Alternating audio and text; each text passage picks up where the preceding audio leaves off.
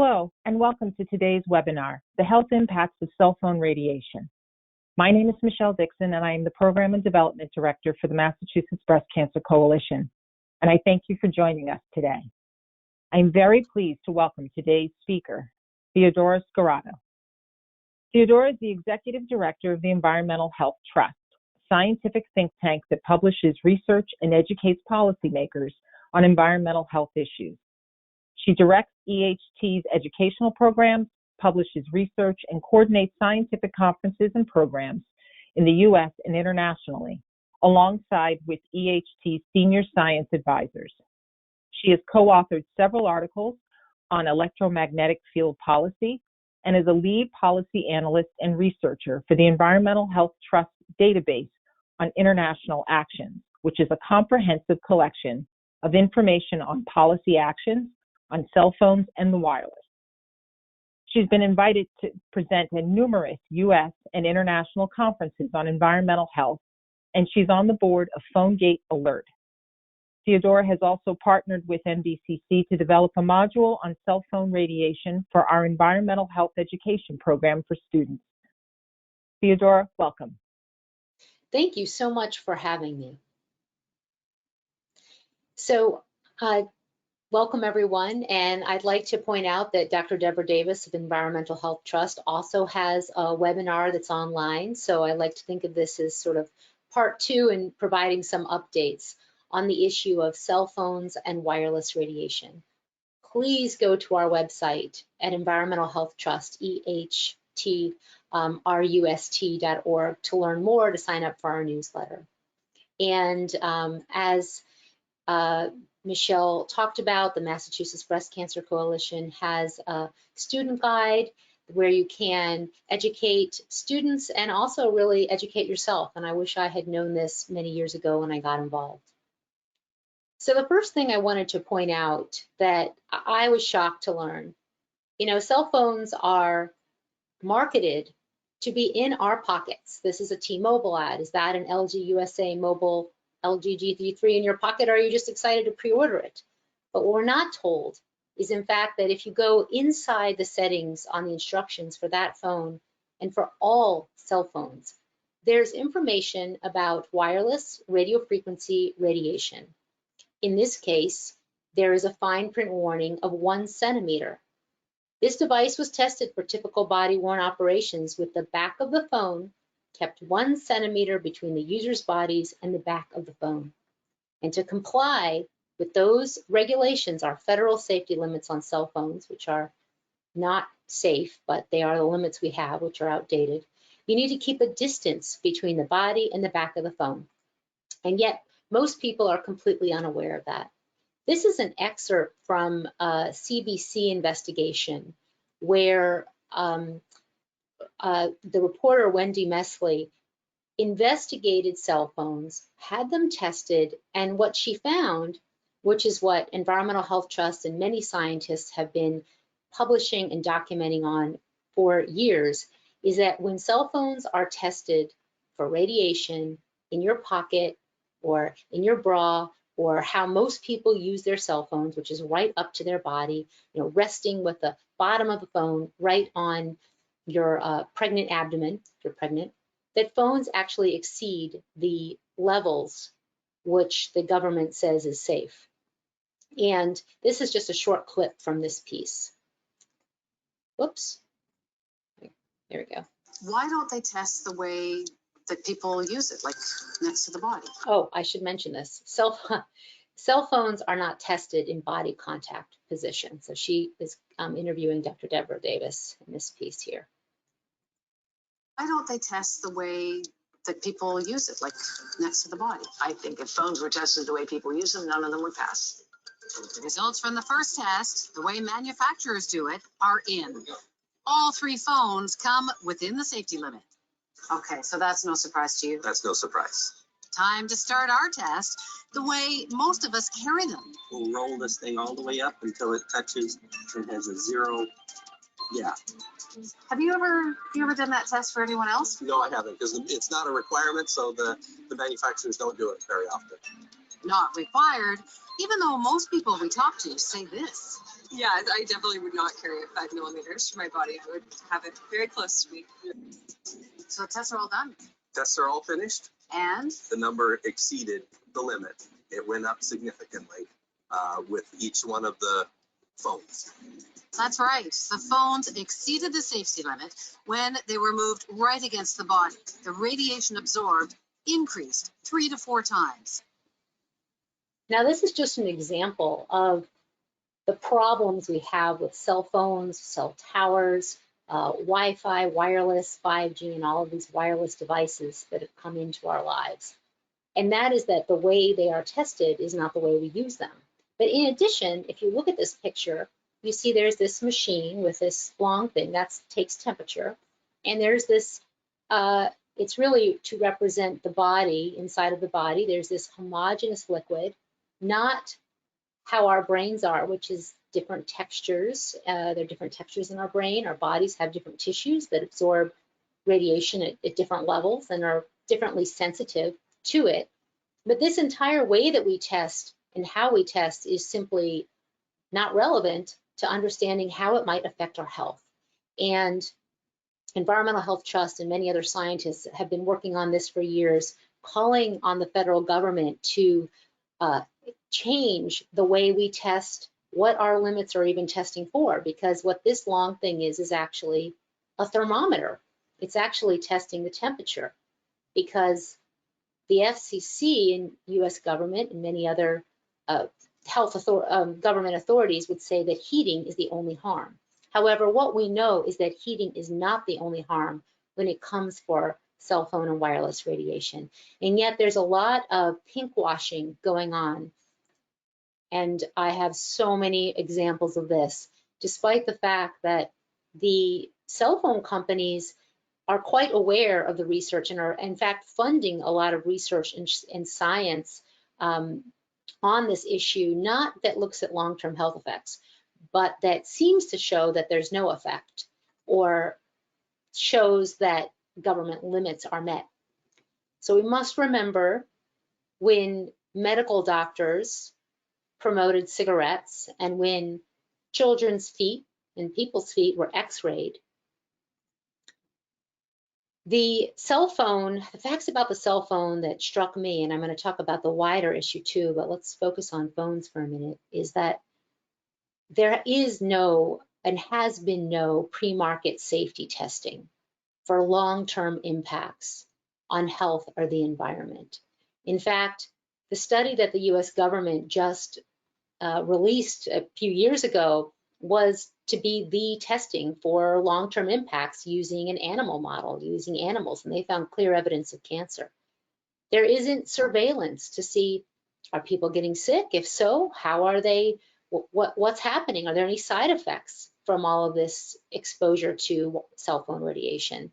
And many nations have more cell phones than people, and there's more money spent on advertising than on research to really understand the health implications. And I should say, we know enough to know that there are biological effects, and scientists, here's one paper done by Environmental Health Trust and other scientists, and stating that cell phone radiation would be classified as a human carcinogen if the International Agency for the Research on Cancer were to meet to look at all of the current body of research.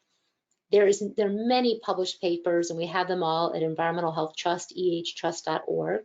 Dr. Leonard Hardell also has published on this issue. He's an oncologist who worked on Agent Orange and asbestos. There's also increasing reports of young women who developed unusual breast cancers right underneath where they place the cell phone in their bra.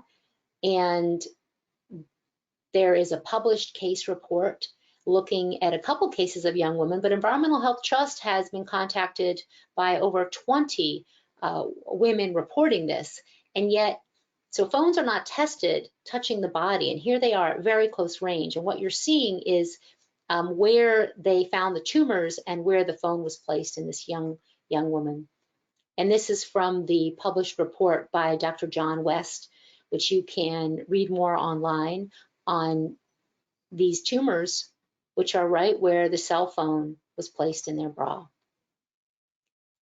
When I looked into this, I actually was quite skeptical. But once I understood that the limits we have for cell phone radiation and for cell towers and for wireless were set in 1996, 25 years ago, they do not account for, they were not developed with any understanding of what the long-term cumulative impact might be, because of course we hadn't had people using cell phones for long-term. They weren't developed with an understanding of what the impacts would be for pregnancy, for the developing brains of children. They were not developed for birds, bees, or trees, or wildlife. And there are many synergistic effects of exposure to non-ionizing radiation. So cell phones emit radio frequency radiation. It's non-ionizing. It's not the same as X-rays or nuclear radiation. However, there is a mounting body of evidence showing impacts from non-ionizing radiation, and also a synergistic effect, so that when you combine non-ionizing radiation with known carcinogens, that there can be tumor promotions, or the animals that we already knew would get cancer from the toxic agent then get more cancers from the additional exposure of non-ionizing radiation, which affects membranes. Oops, somehow that hopped around.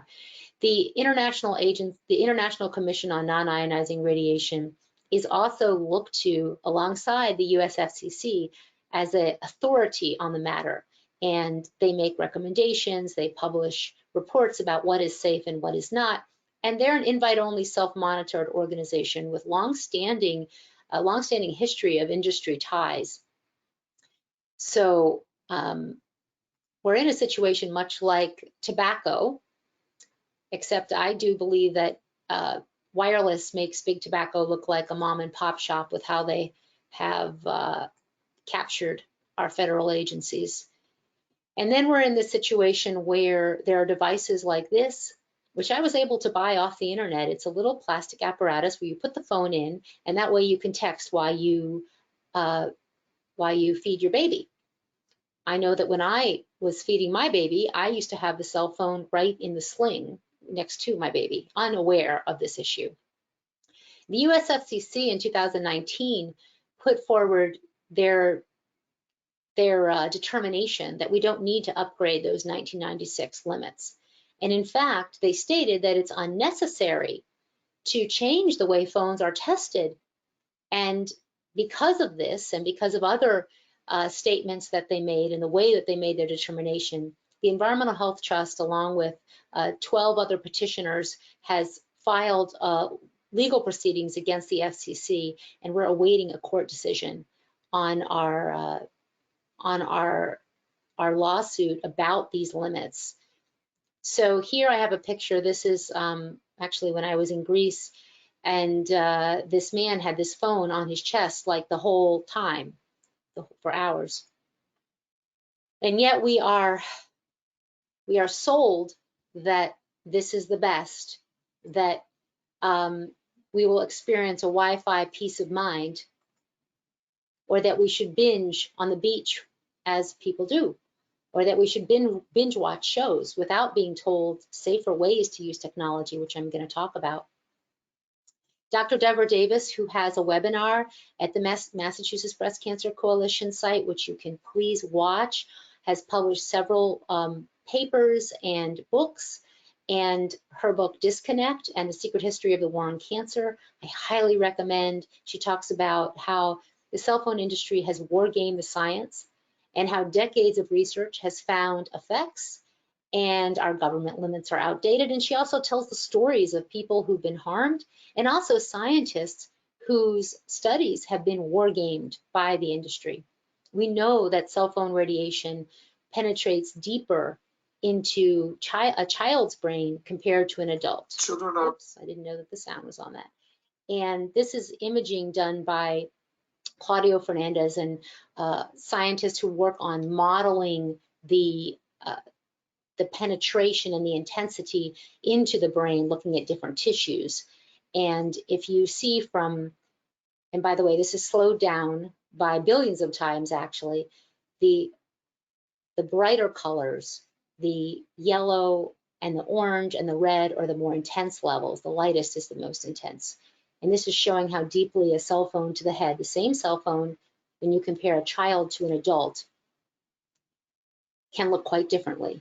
And children are more vulnerable not only because they absorb more radiation deeper into their brain, but also because their brains are developing. And smaller impacts can have, smaller exposures can have larger impacts with children. Their brains are still myelinating. There's also research that has shown that stem cells are more affected by microwave wireless radio frequency radiation, and stem cells are more active in children. And this is actually a clip, the clip that I just showed you, where online you can actually listen on our YouTube channel, Environmental Health Trust's YouTube channel, to Claudio Fernandez sharing his research and the results. And yet this is what we're sold. And here we have this virtual reality where phones are put right in front of the head, even though there's been no safety testing for that. And there's these studies, which I'm going to be sharing with you, indicating that this poses serious risks to children, not to mention the eyes. And I'm not going to go too deeply into the eyes, but you can imagine the exposures are so high in the eyes. And Dr. Davis and Professor Fernandez and other scientists have published research showing those high levels. And here's actually some other research from Fernandez and Ferreira, is right into the eyes and the front part of the brain. This is using a tablet. These imaging studies are looking at tablets. Here is studies that have looked at imaging simulations of a cell phone in a pocket right up in front of your reproductive organs, which exposes your reproductive organs as well as your abdomen to this radiation. So you can think about wireless as you do with cigarettes. You have first hand when the phone is near your body, second hand when you're near someone who is a user of a wireless device, be it a phone or a laptop, and third hand, which are those ambient levels in the air from, this is a picture of a quote unquote small cell. It's really a short cell tower placed right in front of homes in California. Actually, that picture was sent to me. So in order to begin the process of delving into this, think about all the things that do emit wireless in your home. It used to be it was just cell phones, but now we have all manner of smart things, so-called smart things, from headphones to TVs, to speakers, to the cordless home phone and its base station, to tablets and lights that are wireless, virtual reality, the wearables that we wear, all things Bluetooth, the printer. And most people are unaware that all of these things are creating emissions into the air, which we are exposed to because it's being absorbed into our bodies. Not to mention, and I should mention the cell towers, which are outside, creating things that we can't turn off. Even if you're in a home with all wired technology, you can't turn off a cell tower outside. All wireless devices are really two-way microwave radios, and there's a connection between the device and the base station. And this is really important because in understanding this, you can understand how to make changes to reduce your own exposure. So the tablet is always, the tablet or the laptop or the little speaker is always connecting with the Wi-Fi router. And it's a back and forth. And then the router is always connecting with them, just like the phone is always connecting with the base station and back and forth, and the baby monitor back and forth. So both of these things are emitting radiation. So if you choose wired technology, just remember to turn off the things that are connecting back with it. And I'm going to talk about that. In terms of what is the science showing, it's not just about cancer. There's research showing DNA damage, memory damage, sperm and reproductive damage, the synergistic effects, headaches, oxidative stress, impacts to bees and insects, trees, and plants.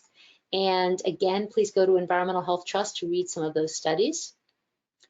There have been many appeals. The EMF scientist appeal signed by actually far more scientists by now, but hundreds of scientists from 42 nations talking about these effects and recommending urgent action by the United Nations and the World Health Organization. If you're wondering how this happened and why do we have the laws we have that are non-protective and why don't government agencies say there's a problem, I recommend Captured Agency, how the Federal Communications Commission is dominated by the industry it presumably regulates, by Norm Alster, and published by Harvard Press, which details the tactics of the wireless industry and the unchecked amount of money that is being poured into Congress, the fact that the FCC has former CEOs and wireless insiders in their leadership. Of course, things have changed a little bit, and we're awaiting to see who will be the appointed now at the FCC, because Chairman Pai has stepped down. So this is just important to keep in mind. And this is the presidents and CEOs of the 7 largest American tobacco companies testifying before Congress. And you can watch the hearings where they stated that they are sure that nicotine is not addictive and cigarettes are not addictive. There's research showing Wi-Fi damages sperm. There's an increase in colorectal cancer. And Dr. Deborah Davis has published, along with colleagues, a paper on how, questioning, could cell phone radiation be a part of this 4-fold increase in cancers in young adults. And she also documents science showing the exposures from mobile phone radiation to colon tissues is comparable to other studies that have looked at ionizing radiation. There's research showing memory problems in teens. This is a replicated study. After 1 year of use, teenagers who use cell phones to their head had damage to their memory. There's a lot of studies, also experimental studies and smaller, very small studies actually, compared to the National Toxicology Program, which have found damage to the brain. And yet, children are, the cell phone is being seen as a toy to our youngest children. And Elmo has a whole series, including this little phone that says things and hugs the phone, because people are unaware. There's research showing impacts to the developing brain. I'm gonna do this and then move ahead to what to do, because I can't see what time it is, I'm afraid, as I'm speaking. The synergistic effect is something that is very important and really should be top of mind because of all the other exposures we have, be it from the beauty products, hair products, air pollution, lead, our burden that our bodies are receiving from all of these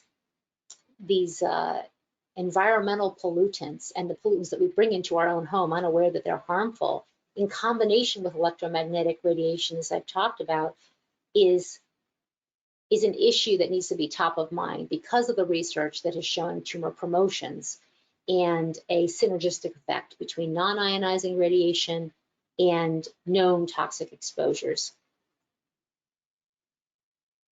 This is an image from data compiled by Dr. Henry Lai at the University of Washington, who's done incredible work, and you can go to the Bio Initiative to see some of the documents that he's compiled, looking at research on DNA damage and all of the, actually he compiles all of the research together. He's also just published a very important paper on genetic impacts. But when you look at who's funding the research, the picture becomes clear. If industry is funding the research, it more often than not shows no effect. If it is independently funded, then you more often than not find a harmful effect. And now we're on to 5G, where there are millions of new antennas slated and being built near homes and schools. And this picture was sent to me of a person who asked, is this safe? This picture is from a trip I took, and I looked out my window and there it was, a quote unquote small cell. And this is another image from Scientists for Wire Technology showing the installations that are being put in neighborhoods. There's an appeal, the 5G appeal. You can go to 5gappeal.edu, where scientists and medical doctors are calling to halt the rollout of 5G, which is going to mean billions of new wireless devices as well as millions of new wireless antennas near homes. There's research that has found DNA damage from installations close to where people live.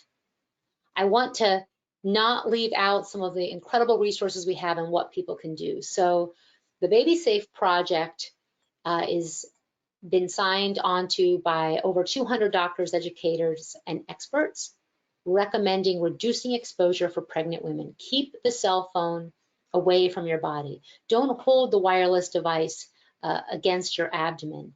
Keep the phone away from your head and your abdomen. Avoid cordless phones, especially where you sleep.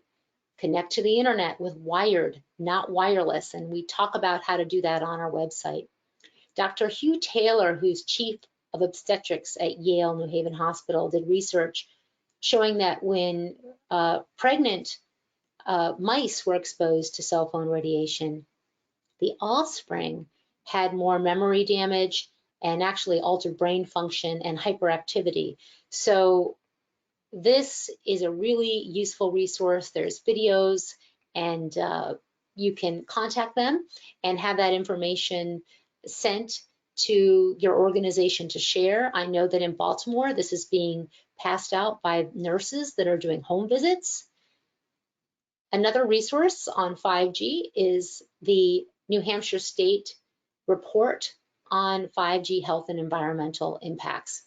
They did a one-year study of the issue of 5G. They have 15 recommendations on reducing exposure. They have they recommend a large-scale campaign by our federal government to educate the public.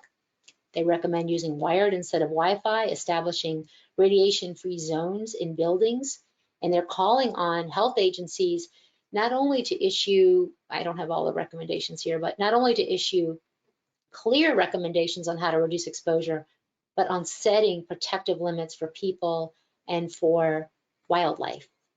We also have an Environmental Health Trust information on the worldwide actions happening related to cell phone radiation, such as Belgium banning the sale of mobile phones designed for children. France has some incredible work that they're doing there, educating the public, testing cell phones. This is Cyprus, where the back of the buses recommend, learn how to protect me, and there is a public awareness campaign happening. These are full-scale bus ads. So the first thing that I recommend that people do when they learn about this is start with your nighttime. Well, one is cell phones, which I'll talk about, but also just at night, make sure you're not sleeping with your phone. Remove screens from the bedroom. Turn off all the wireless devices at night. And the best thing to do is, of course, to wire everything up, because then you don't have any emissions. But this generally is the first start for people learning about this issue.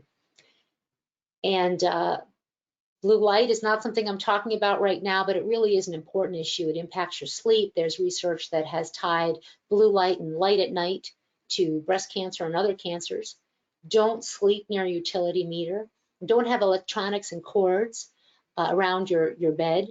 And using an eye mask for blocking out light is very important, especially if you have a lot of light coming in from outside. So we have a section on that on our website at EH Trust. For home, and if possible in your office, get a corded landline. You can forward your cell phone to this line. Now, a lot of times we can't get a copper landline anymore. There are a lot of fixes for this. There's voice over IP. You can have your cable company get a line that runs in. You can also, if you have an Ethernet, there's actually ways you can hardwire your cell phone for a lot of the things that people do on cell phones, so it doesn't need to be always radiating. Use non-wireless devices. Don't put the devices, laptops or tablets on your lap. When you're in the car, turn your phone off, which of course is safer, but other people, not only the driver should turn the phone off, everyone should have their wireless devices off because the radiation can reflect, refocus, intensify inside a vehicle. If you're going on a long trip with your family and you need to have them watch videos, and believe me, I've been there. I have 2 kids. I've done a lot of driving in the car. Have it be pre-downloaded, not streaming, and disable the wireless antennas in the cars. The American Academy of Pediatrics has recommendations on how to reduce exposure, including avoid making calls in cars, elevators, trains, and buses. The cell phone works harder to get a signal through metal, so the power level can increase. Remember that these things, all of these smart things, also have fine print warnings. That fine print warning does not mean you are safe, but you definitely don't want to be hugging these devices. And it also, I hope, reveals that they have these emissions. And we really need industry to create devices that are not always wireless. Why not? Although these also spy on us too, but there should be a corded option. We have a lot of resources at Environmental Health Trust, posters you can download about cell phones and breast cancer, posters about keeping the phone out of your pocket. So please don't put the phone in your bra or in your pocket, and learn these ways to reduce exposure. Please sign up for our newsletter at Environmental Health Trust. There's also resources I want to make sure that you are aware of. Physicians for Safe Technology. I have the links here. Americans for Responsible Technology. And in Massachusetts, Massachusetts for Safe Technology has a lot of resources, and there are bills moving forward in the legislature that have been there for a while that are being addressed. So please go to ma4safetech.org to learn more about that. And then Dr. Joel Moskowitz, who's the director of the Center for Family and Community Health, University of California, Berkeley, has a really important blog and just has published some important information about research that's been published on cell phone radiation that's getting a lot of news. So please take a look at his website as well. And again, learn more at Environmental Health Trust. And this is another downloadable fact sheet that we have on how to reduce exposure. Learn about airplane mode so that you can turn your device onto airplane mode, and you can still do a lot of the things like take pictures, take videos, but not have those antennas radiating all the time. You have to learn how to turn those antennas off and text instead of talk if you're in a situation where you have to communicate. Use speakerphone. Know that when the signal is low on a cell phone, that phone is actually working really hard to reach the cell tower. So like right now, I'm actually in the basement, and if I were to turn my phone on, I'd have 1 bar. There's research that has shown you can get up to 10,000 times more radiation coming out of the phone than when you're in a higher signal area. And reduce the time that you spend on cell phones and wireless devices drastically, drastically. Keep a distance from wireless devices. Let me see if I can unshare my screen. Did I unshare? Yes, you did. Okay. Great. No, thank you. So much information here, and I've got a number of questions for you. Theodora, can you talk a little bit about the different things that are going on at the state level versus federal? Are there states that are making more inroads on this situation with cell phones than at the federal level? Well, that's a very good question. I know right now in New York, there is a bill that's been proposed that would create a commission, much like the New Hampshire Commission on 5G, to create this commission to look at the issue. So that's moving forward. In Massachusetts, there are several bills that have been proposed. But unfortunately, in about half the states in the United States, we have bills that have been moved forward that strip away your right to know and actually streamline 5G in communities. Now, if you look in history, and I mean relatively short history, there have been a lot of bills that have been proposed that have to do with your right to know, such as in Maine, in the city of Berkeley, and in San Francisco. They've had laws to inform people that, hey, cell phones emit radiation. The fine print says you're not supposed to put it in your body, and everyone should know that when you buy a phone. Those are immediately attacked by industry, and not they're not implemented even though they've been passed. So there's also, in 2013, there was this, or 2012, the Cell Phone Right to Know Act was put forward. That was a federal law. It has a federally proposed law. It has in it everything we really need, which is we need biological safety limits that protect against biological impacts, and we need the Environmental Protection Agency to develop those, and people need to be informed about this issue.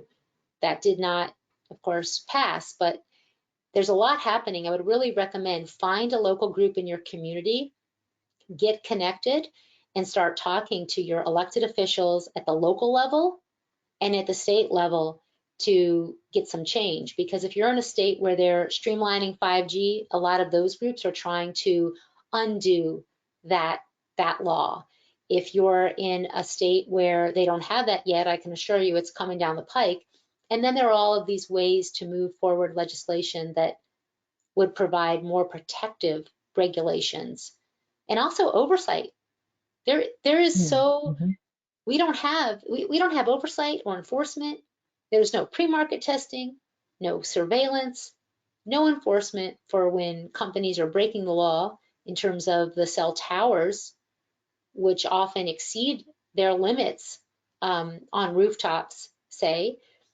And the fact that a phone is exceeding the limits when it's touching the body, according to the research that's been done, and yet there's no labeling. So we are calling for a congressional hearing. That's what we believe is one of the important steps here. We also have a letter to President Biden making recommendations at the federal level. There's a lot of work to be done, and you know, if everyone just did something, we would be there. Many hands make light work, and there are a lot of hands working on this right now, and so I hope everyone comes to the table on this. Terrific. Got a couple of questions here. They all kind of tie into the same thing, and I can actually relate to this myself. Someone has said, how do I get my college-age son to not carry the phone in his pocket? I know you said keep it away from the body. So are there any kind of safety, I'm combining questions here, are there any kind of safety cases that people can put phones in to minimize it? You know, if you've got teenagers or, you know, in this case, young teenage boys who, you know, they don't carry a purse or anything. So is there another mechanism that's safe? Well, let me address a couple points in there. And I have older teens myself. So I am not here saying that I have solved this problem personally in any good way. However, I find that with young men, they appreciate information such as that cell phone radiation damages sperm. There's actually studies showing impacts to erectile dysfunction. That normally, when we share these simple, just what the science shows, there's studies showing, you know, damage to sperm. People often take the phones out of their pocket at that point and decide maybe I'll put it on airplane mode when it goes in my pocket. Although I have to say, you really want to turn it completely off in your pocket. And I think we have to bring back the bags, you know, because phones shouldn't be touching our bodies if they're on at all.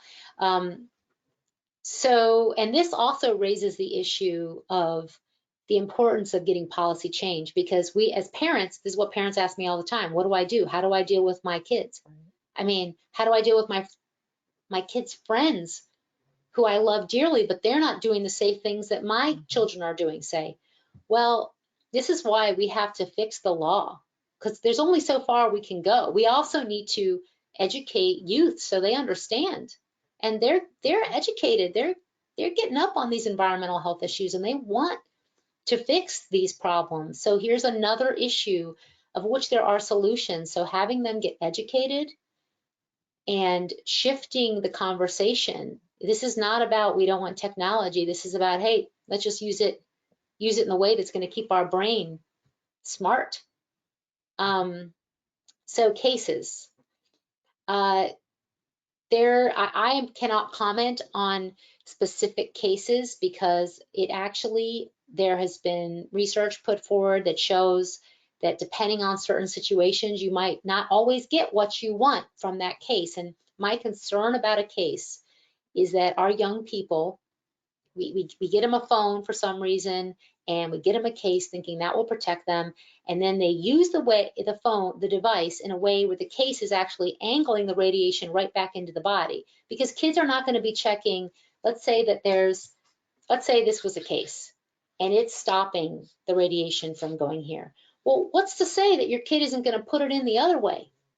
You know, are they really going to follow that? So they really need to know this information. And really, kids should not be having cell phones. I mean, hold off as long as you can. We have our kindergartners with phones. This is why? For what? For what? Well, as you know, we extended our educational module that we have on cell phones with you all the way down to the elementary school level, because we felt like we needed to keep, providing age-appropriate information, because they are getting the cell phones younger and younger. So, and I have to say, it continues to be one of our most popular modules Really? for people to download, because I think there are parents, I include myself in that, because I have 2 teenage boys who are always looking for solutions and more information. So I have another question related to regulation, U.S. versus international. I know in one of the slides that you had shared with us some information of what was going on around the world. The question really is the U.S. lagging, leading, somewhere in the middle in terms of what's going on in other countries? We are so lagging behind. We should be playing a leadership role, but instead there are many. So let me start out with this. There are a dozen countries that inform their people that you should reduce exposure to children. It's not if you are worried, or it's you should reduce exposure. It's very clear, because normally regular parents or just everyday people, they just want to know, hey, the expert should have this, and what do you think? And now these countries that recommend reducing exposure, not all of them say it's proven. They don't all say that, but they say, children are more vulnerable to cell phone radiation, and you really should reduce exposure to them. Now, over the years, some of those recommendations have been hidden in websites, and that's like a whole story. However, France has that so prominent that, in fact, when you buy a phone, it states these things. It states it should be away from the abdomen of teenagers and pregnant women. So there are countries that are doing what we have laws put forward to say, but then the wireless industry attacks them and we're not able to get them forward. Entire countries that are already doing this. There are, there's phones, and then there's towers. So they're sort of separate but related issues, of course. When it comes to cell towers, there are countries that allow much less radiation from cell towers, 100 times less. They have much stricter rules around how much radiation you can have from all these cell towers in the environment, whereas the US allows among the highest, along with many other countries. So how did that happen? Why don't we have more protective limits? In fact, the government of Italy, they were going to change. So what's happening is, because of 5G and the rollout of all of these new Internet of Things and 5G small cells, industry is heavily lobbying those countries that have more protective laws to have them change their laws, to weaken those laws to allow more radiation in, because to fully deploy 5G and 4G, they need not to be hampered by more protective regulation.